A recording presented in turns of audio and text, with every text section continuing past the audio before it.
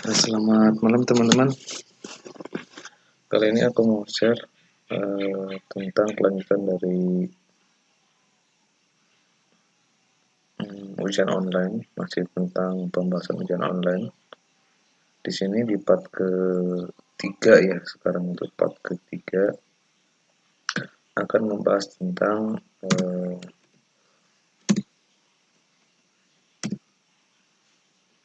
kita bahas judul dulu. Part ketiganya akan membahas tentang sistem proteksi siswa atau user soal, jawaban, dan kelas. Jadi kita akan memfilter seperti yang pembahasan yang pernah diinformasikan di part sebelumnya. Saya berjanji akan membahas tentang masalah filtering, proteksi, serta filtering soal siswa dan kelas. Jadi maksudnya setiap siswa tidak bisa mengakses di luar angkatannya. Contohnya kalau misalnya siswanya kelas 7, dia tidak bisa mengakses kelas 8 atau kelas 9. Begitupun sebaliknya. Jadi untuk kelas 7 maka dia cuma bisa mengakses kelas 7 doang. Serta tentang pemberian token untuk soal. Token ini berbeda dengan token-token yang di sistem yang lainnya. Kalau di sistem aplikasi ujian yang lainnya, token itu dimasukkan sama siswa. Nah, untuk menghindari kesalahan dalam memasukkan token, maka token di sini dimasukkan di input sama operator. Jadi siswa tinggal mengakses aja seperti itu, tinggal mulai aja ujian. Contohnya seperti ini, kita simulasi aja ya. Contohnya saya ini di kelas, andaikan kelas 7. Nah, ini kelas 7. Nah, di sini ada, kelihatan nggak teman-teman? Di sini ada kolom I sama C ini tentang yang diisi untuk token dan kelas. Contohnya seperti ini. Jadi kalau sebenarnya saya anggap diibaratkan kelas 7. Token ini 1, 2, 3, 4, 5. Oke, kita buat dulu tokennya ya. Anggap token ini untuk kelas 7, 1 sampai 5. Kalau misalnya kelas 8, 1 sampai 6. Kita buat ya. Oke, kita buat 1 sampai 6.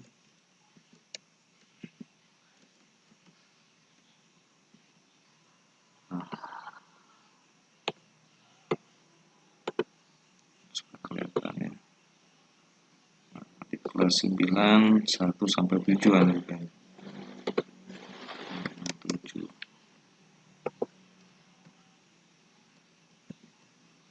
Nah, filternya ada beberapa ya menggunakan filter ini.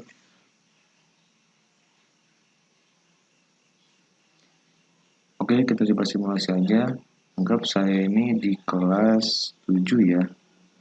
Nah, sekarang kan saya di kelas 7. Saya nggak bisa mengakses kelas 8, kelas 9.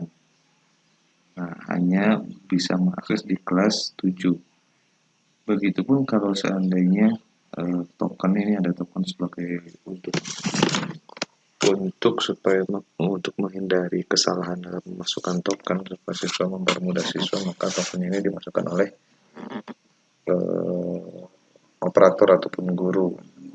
Nah, di sini ada menu filternya. Nah, di sini tuh ada ID Telegram. Di sini ada nama dari siswanya. Ini ada NISN, ini ada status, ini ada kelas, dan ini ada token. Token ini harus sama dengan kelas ini, dan yang dua ini harus sama dengan yang di kolom ataupun di apa namanya, di soal, di sheet soal. Contohnya kalau seandainya di sini saya untuk alokasi kelas 7, maka passwordnya 1 sampai 6. Nah, 1 sampai 5. Jika saya memasukkan di sininya 1 sampai 6, maka saya nggak bisa mengakses soal di nomor 7 karena tidak sesuai password yang ada di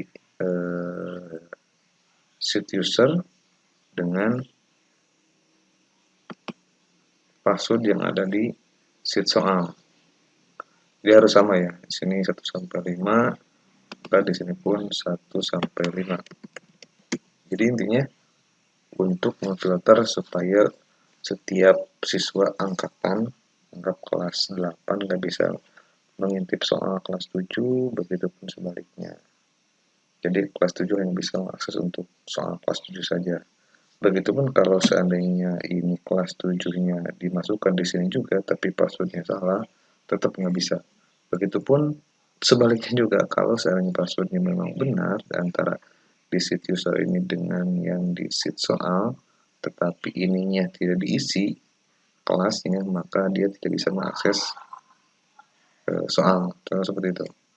Selanjutnya, ini kolom status. Kolom status ini untuk mengindikasikan bahwa status siswa ini adalah sudah on. Jadi kalau seandainya statusnya masih kosong ini, dia masih tidak bisa mengakses soal ujian. Harus distatuskan dibikin on. Kalau seandainya mau mendisable ataupun menonaktifkan salah satu siswa, maka tinggal dibikin off ataupun dikosongkan, sama saja antara kosong dan off dan blank ya, itu akan mendisable otoritas siswa berkomunikasi dengan bot seperti itu. Nah, kita coba sekarang. Jangan lupa di sini ID-nya harus didaftarkan karena ini nge-get by ID. Ini juga bisa diganti dengan NISN ya sebagai fotonya. Tapi menurut saya menggunakan 3 poin ini berasa cukup lah, seperti itu, antara status, kelas, dan token, dan ID, bukan 3, 4. Kalau yang terlalu banyak juga mungkin lebih secure, tapi lebih apa namanya ya, lebih rumit lah seperti itu. Tapi bisa saja seperti digunakan seperti itu. Oke, kita coba tes. Nah, kebetulan saya di kelas 7 ya. Nah, ini kan statusnya saya udah luruskan, ini kelas 7, tokennya 1 sampai 5. Begitupun di sininya di usernya kelas 7 1 sampai 5, tapi masih status blank, belum diisi. Oke, kita coba have aja ya. Gunakan untuk akses aja ke bot. Nah, ini statusnya nonaktif, keterangannya seolah nonaktif. Ketika di ininya di delete, apa namanya, akunnya di delete, maka status ini belum terdaftar. Karena ini statusnya blank, seolah-olah berstatus nonaktif. Ketika dibuatkan off juga,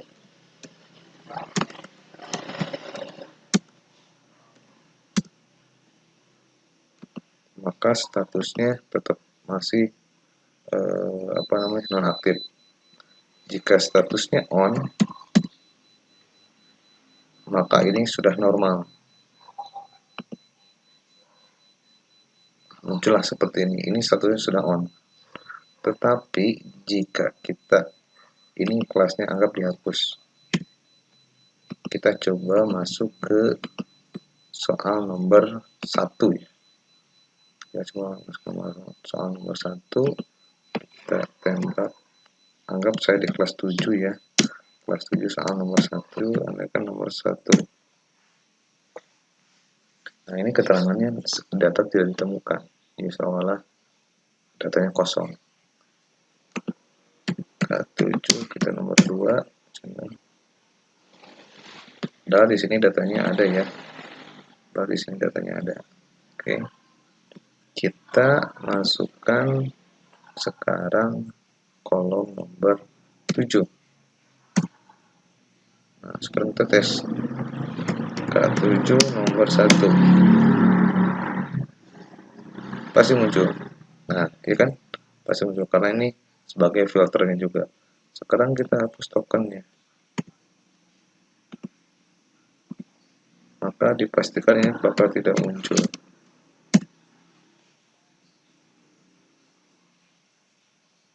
Sama, data sudah ditemukan. Padahal datanya tadi muncul kan?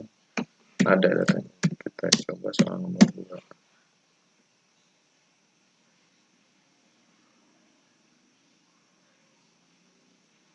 Sama, tidak ditemukan. Kita masukkan passwordnya.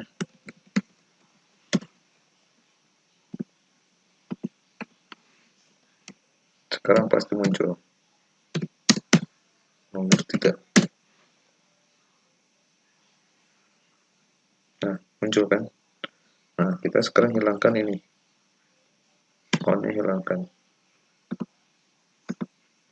K7 nomor 3. Nah, statusnya nonaktif. Kita on kan.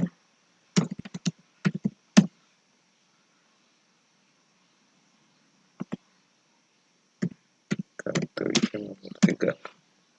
Sorry. K7 nomor 3. Harus huruf kecil ya.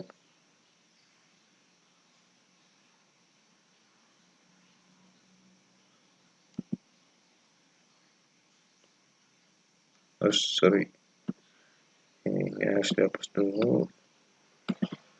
Kita coba lagi. K7 nomor 3. Yes.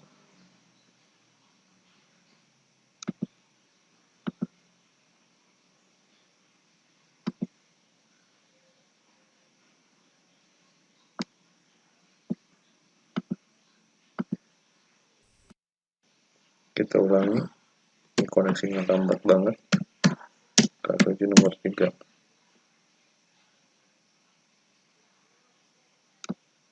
Kita ini hapus dulu. Hapus dulu.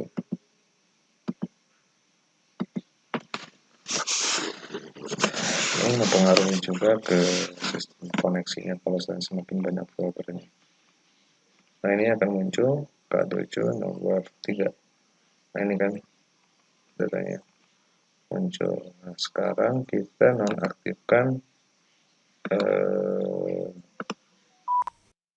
nonaktifkan ID-nya. Kita hapus. Walaupun statusnya on, di sininya full. Maka kita ini ID-nya sudah saya hapus ya, ini ya. Ini sudah saya hapus kosong gitu ya. Oke, saya hapus. Sekarang kita ketik K7 nomor 3. Di sini keterangan adalah Anda belum terdaftar karena ID-nya dihapus. Ataupun kita start sama juga sih. Karena sama belum terdaftar. Sekarang kita balikin lagi. Kita klik have.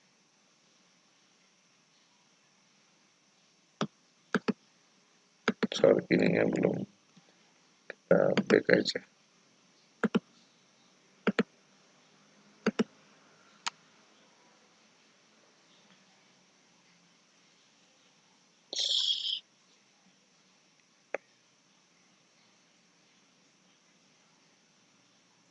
Nah, ini belum muncul ya. Sekarang kita tes.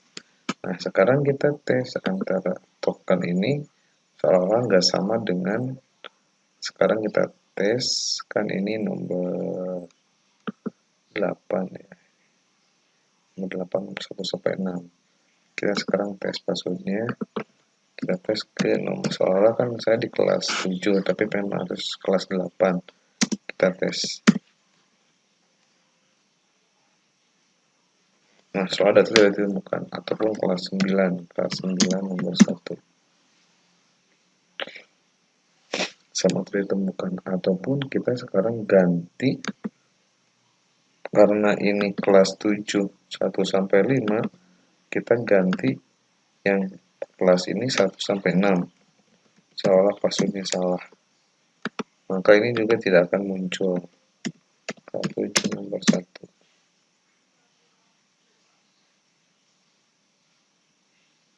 Nah, ini soal datanya tidak ditemukan karena passwordnya salah. Oke, teman-teman, kita seperti itu. Kalau seandainya kita pindahkan ini nomor 9, saya di kelas nomor 9, pas nomor 9 kelas 9 ini 1 sampai 7 ya. 1 sampai 7. Nah, kita akses sekarang karena passwordnya kita masih beri nomor 9, udah on statusnya, tapi passwordnya tokennya salah. Kita tes kelas 9 nomor 1. Sama, soalnya datanya tidak ditemukan, tapi ketika kita masukkan 1, 2, 3, 4, 5, 6, 7 sudah sesuai sama dengan passwordnya yang di kolom soal, maka datanya pasti akan muncul. Kelas 9 nomor 1.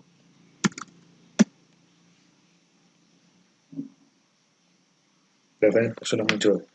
Mungkin demikian teman-teman, ini sebagai materi informasi tentang bagaimana ujian bot ini bisa difilter dan bisa diproteksi. Hanya orang-orang tertentu yang boleh mengakses. Yang keduanya, setiap siswa juga tidak bisa mengakses sembarangan. Hanya room-room tertentu yang memang sudah disediakan sama operator ataupun guru alokasi soalnya. Demikian teman-teman, hanya seperti informasi untuk ujian online yang kelas SMP dan MTS nanti akan nanti kalau seandainya pembahasan hanya seperti just info aja, kalau seandainya pembahasan di SMK dan SMA nanti di sini ada kolom jurusan. Ini sebagai filter juga, nanti kan jurusannya banyak banget, ada TKJ, otomotif, tata busana, dan macam-macam. Jadi ini sebagai filter juga, jadi filternya banyak, ada ID, ada ataupun NSN, ataupun status, atau kelas, token, dan jurusan. Nah, di sini sebagai media filter untuk kalau ini untuk SMK ya. Nanti di pembahasan selanjutnya akan dibahas tentang hal itu. Oke, demikian teman-teman untuk video kali ini. Mungkin ada pertanyaan. Pertanyaannya bagaimana mendapatkan ID ini? Ketika teman-teman mengklik start dan enter, ini harus huruf kecil. Ketika dan enter, maka di sana akan ada ID. Tapi itu terlalu repot kalau seandainya guru harus menanyakan menanyakan ID di setiap siswa. Nah, sebelum ujian nanti akan dibuatkan bot ataupun di siswa mengisi salah satu bot untuk bot yang registrasi online, registrasi ulang ataupun daftar ulang, nama botnya lah seperti itu. Nanti bot ini juga bisa digunakan sebagai media daftar ulang ketika tahun ajaran baru. Jadi sangat bermanfaat lah, maksudnya dalam arti bisa digunakan bukan hanya untuk kegiatan ujian saja, tapi bisa digunakan untuk kegiatan daftar ulang nantinya. Jadi di sini dari buatkan bot untuk registrasi. Jadi ketika siswa mendaftar di daftar ulang ataupun baik itu daftar ujian, di sini punya kategorinya daftar ulang, nanti database-nya akan masuk ke sini. Jadi siswa ataupun jadi guru tidak harus menginput setiap ID ataupun siswa, hanya saja guru cuma memasukkan token dan status saja. Karena kalau untuk kelas NISN, nama siswa dan ID itu nanti ketika ngisi bot ini nanti siswa datanya akan masuk ke halaman ini. Jadi guru nggak usah repot-repot. Guru cuma tugasnya mengaktifkan, menuliskan huruf on dan password ataupun token. Selanjutnya guru cuma mengupload soal-soal doang dan mengasih kelas dan password gitu doang. Jadi tidak usah repot-repot banyak. Mudah-mudahan menyita apa ya maksudnya, menghemat waktu, menghemat kerjaan lah, seperti itu. Oke, demikian. Ini hanya sebatas contoh buat untuk daftar ulang. Nanti ketika teman-teman berminat tentang ujian menggunakan bot Telegram, boleh kontak kami di 08 satunya 6 kali 285 atau di hostname Telegram saya di